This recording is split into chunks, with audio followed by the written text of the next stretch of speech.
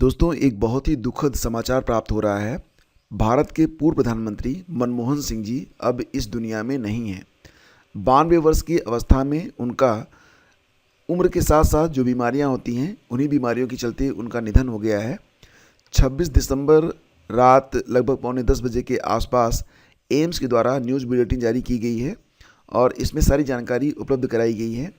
Exactly उन्हें उम्र संबंधी कुछ बीमारियां थीं और वो अपने आवास पर लगभग 8 बजे के आसपास कल बेहोश हो गए थे। फिर उन्हें एम्स लाया गया और एम्स ने उन्हें 9:51 पर उनके निधन की यहाँ पर पुष्टि कर दी है और प्रेस रिलीज जो है ये जारी कर दिया गया है। फ्रेंड, जैसा कि आप लोग जानते हैं कि मनमोहन सिंह जी भारत के पूर्व प्रधानमंत्री थे। 1991 में जब भारत बहुत ही बुरे आर्थिक दौर से गुजर रहा था, उस समय मनमोहन सिंह जी वित्त मंत्री थे और उनकी आर्थिक नीतियों ने भारत के अर्थव्यवस्था में एक नई जान फूंकी थी, जिसका प्रभाव अभी तक दिखाई देता है। फिलहाल भारत ने अपना एक बहुमूल्य रत्न खो दिया है और अब भारत में 7 दिनों का राष्ट्रीय शोक भी घोषित किया गया है। 92 वर्ष तक वो जीवित रहे और 92 वर्ष की अवस्था तक वो सक्रिय रहे। हालांकि पिछले कुछ वर्षों से उम्र संबंधी बीमारियों के चलते वो उतने अधिक अपना जो योगदान था दे नहीं पाए, लेकिन फिर भी अपने जीवन काल में उनकी जो उपलब्धियां हैं वो महान हैं और एक सामान्य व्यक्ति के लिए तो बिल्कुल दुर्लभ है। देश के बड़े नेताओं ने, जैसे कि हमारी जो राष्ट्रपति हैं द्रौपदी मुर्मू जी, प्रधानमंत्री नरेंद्र मोदी जी, कांग्रेस अध्यक्ष मल्लिकार्जुन खड़गे और राहुल गांधी जी ने उनको भावपूर्ण श्रद्धांजलि अर्पित की है। तो फिलहाल फ्रेंड्स, यहाँ पर जो खबर है बहुत ही दुखद है, लेकिन कहते हैं ना कि जीवन जो है ये कर्म के साथ जुड़ा हुआ है और हमें अपना कर्म करते ही रहना पड़ेगा। तो फिलहाल बात करते हैं आज के दैनिक रोजगार समाचार की। लोअर पीसीएस परीक्षा का इंतज़ार या लोअर पीसीएस के विज्ञापन का इंतज़ार आप लोग बहुत ही कई सालों से आप लोग कर रहे हैं। आप लोग ये भी जानते हैं कि पहले लोअर पीसीएस की जो परीक्षा होती थी ये यूपी पीएससी करवाता था, लेकिन विगत कुछ वर्ष पहले इसका जो दारोमदार था वो यूपी ट्रिपल एससी को सौंप दिया गया है। जानकारी मिल रही है कि लोअर पीसीएस में इस बार जो पदों की संख्या है वो 1200 या इससे अधिक हो सकती है। कुछ अध्याचन आयोग को प्राप्त हुए हैं, ऐसी जानकारी भी सोशल मीडिया के माध्यम से प्राप्त हो रही है। यहाँ पर एक बड़ा सवाल ये उठ रहा है कि लोअर पीसीएस की वैकेंसी अगर आती है तो क्या वो पीईटी 2023 से आएगी या फिर पीईटी 2024 से। और यहाँ पर ये भी है कि बहुत सारे अभ्यर्थी ये भी डिमांड रख रहे हैं कि लोअर पीसीएस की जो वैकेंसी है उसके लिए पीईटी हटा देना चाहिए, क्योंकि बहुत सारे लोग जो होते हैं वो पीईटी नहीं दे पाए हैं, या फिर 2024 की जो पीईटी है उसके बाद ये विज्ञापन जारी होना चाहिए। फिलहाल इसके बारे में सोशल मीडिया में जो कुछ भी चल रहा हो, लेकिन मैं आपको बताना चाहूँगा कि आयोग में इसको लेकर अभी कोई अपडेट नहीं है और फिलहाल जो जानकारी मिल रही है उसके मुताबिक अभी आयोग में इस विषय पर कोई चर्चा या कोई भी यहाँ पर न्यूज़ बुलेटिन निकलकर सामने नहीं आई है। तो अभी ये कहना जल्दबाजी होगी कि ये जो परीक्षा हो रही है ये 2023 की पीईटी से होगी या फिर 2024 की पीईटी से होगी।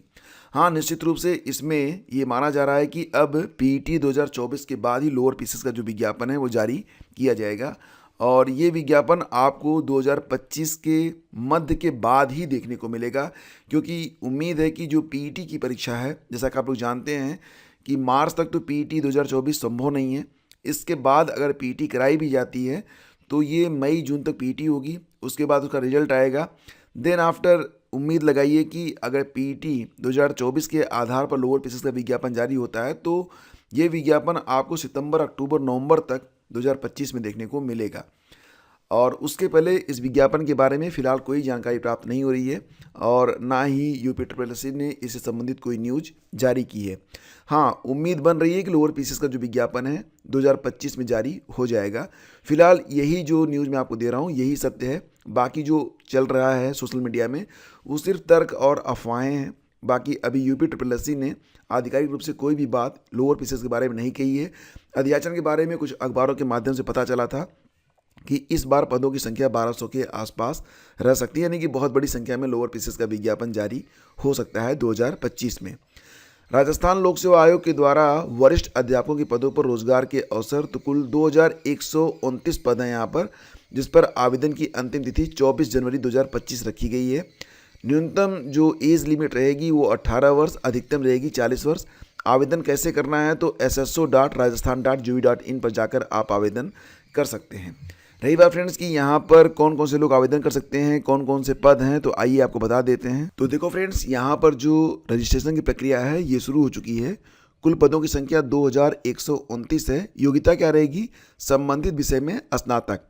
तो आरपीएससी के द्वारा ये जो आयोजन है ये किया जा रहा है। आप अगर इस पर आवेदन करना चाहते हैं तो आप rpsc.rajasthan.gov.in पर जाकर या फिर recruitment.rajasthan.gov.in पर जाकर आवेदन कर सकते हैं। यहाँ पर जो पदों की संख्या है उसको देख लेते हैं। देखो, सबसे पहले आपको ये बता दें कि 26 दिसंबर से लेकर 24 जनवरी तक आप आवेदन कर पाएंगे। कुल रिक्त पद कितने हैं? 2129 रिक्त पद हैं। ठीक है, इनमें हिंदी विषय के 288 रिक्तियाँ हैं, अंग्रेजी के लिए 327 हैं, गणित के लिए 694, विज्ञान के लिए 350, सामाजिक विज्ञान के लिए 88, संस्कृत के लिए 309, पंजाबी के लिए 64 और उर्दू के लिए 9 रिक्तियाँ हैं। तो पदों की संख्या आप यहाँ पर देख सकते हैं। शैक्षिक योग्यता क्या रहेगी? तो संबंधित विषय में यूजीसी द्वारा मान्यता प्राप्त स्नातक या समकक्ष परीक्षा पास होना चाहिए। साथ ही साथ देवनागरी लिपि में लिखित हिंदी का व्यवहारिक ज्ञान और राजस्थानी संस्कृति का ज्ञान भी होना चाहिए। रही बात उम्र सीमा की, तो उम्र सीमा 18 से 40 वर्ष के बीच में होनी चाहिए। एग्ज़ाम पैटर्न में आप यहाँ पर देख सकते हैं कि पेपर 1 और पेपर 2 दोनों शामिल रहेगा।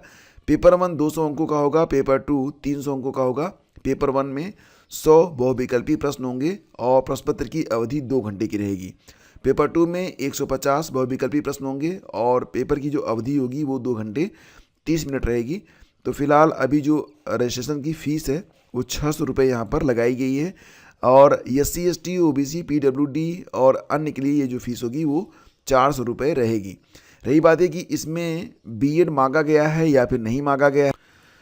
तो देखो फ्रेंड्स, यहाँ पर अगर आप राजस्थान की इस शिक्षक भर्ती में पार्टिसिपेट करना चाहते हैं तो इसके लिए आपका संबंधित विषय में स्नातक होना चाहिए और साथ ही साथ आपको देवनागरी लिपि में हिंदी का वर्किंग नॉलेज होना चाहिए, राजस्थानी संस्कृति से परिचित होना चाहिए। लेकिन यहाँ पर आप BEd मस्ट है, यानी कि BEd या फिर DELED अगर आप नहीं हैं तो आप यहाँ पर आवेदन नहीं कर पाएंगे। तो ध्यान दीजिएगा कि BEd यहाँ पर आपका होना जो है ज़रूरी है। ग्रेजुएशन की डिग्री के साथ एजुकेशन में डिग्री यानी कि BEd या फिर DELED भी अगर आपने किया हुआ है तो भी आप यहाँ पर आवेदन कर सकते हैं। तो आप नोटिफिकेशन चेक कर सकते हैं और नोटिफिकेशन पर एक डिटेल वीडियो आपको मैंने बना के पहले भी अपलोड कर दिया है, जिसका डायरेक्ट लिंक वीडियो के डिस्क्रिप्शन में है।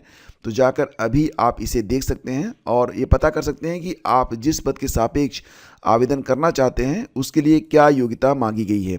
तो पहला कमेंट चेक कर लीजिएगा अगर आप यहाँ पर आवेदन करना चाहते हैं तो फ्रेंड्स आगे बढ़ते हैं, चलते हैं अगली खबर पे। और यहाँ पर एक बहुत ही महत्वपूर्ण खबर और भी निकल के सामने आ रही है। बिहार शिक्षक नियुक्ति परीक्षा यानी कि TRE 3 का जो रिजल्ट है जारी कर दिया गया है और उच्च माध्यमिक विद्यालयों में कुल 24,811 शिक्षकों की होगी नियुक्ति।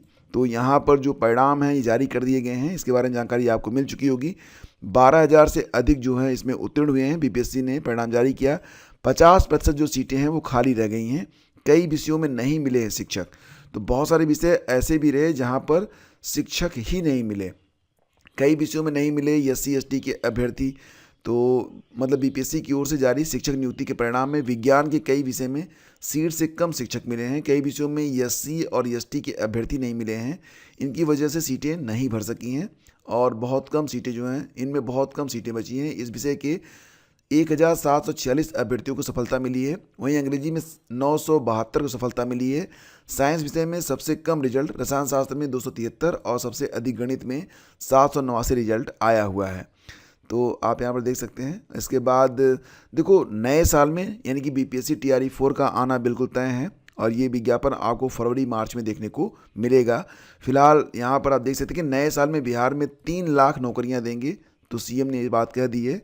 मुख्यमंत्री नीतीश कुमार ने ऐलान किया है कि नए साल में 3 लाख लोगों को सरकारी नौकरी दी जाएगी, साथ ही 10 लाख को रोजगार मुहैया कराया जाएगा। उन्होंने कहा कि हम लोगों ने 10 लाख लोगों को सरकारी नौकरी देने के लक्ष्य को बढ़ाकर 12 लाख किया है। 9 लाख को सरकारी नौकरी दे दी गई है। वहीं 34 लाख के लक्ष्य के विरुद्ध अब तक लगभग 24 लाख लोगों को रोजगार मुहैया करा दिया गया है। तो फिलहाल अभी बिहार में बहुत सारी भर्तियां हैं जो कि आने जा रही हैं। तो बिल्कुल आप लोग हौसला रखें और अपनी तैयारी करते रहें। तो फ्रेंड्स, यही सारी चीज़ें आज के अखबारों में हैं और कोई ख़ास खबर है नहीं।